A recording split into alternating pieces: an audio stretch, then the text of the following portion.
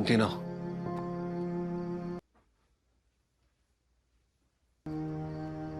Hindi mo ko pinakinggan. Kasi hindi mo ko mahal.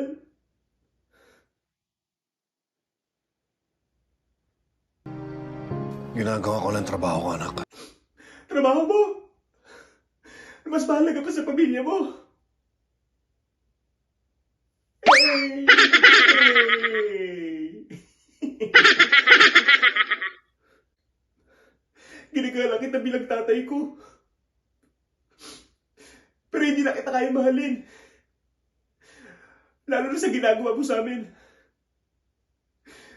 Lalo na kay nanay. Ayoko na nga.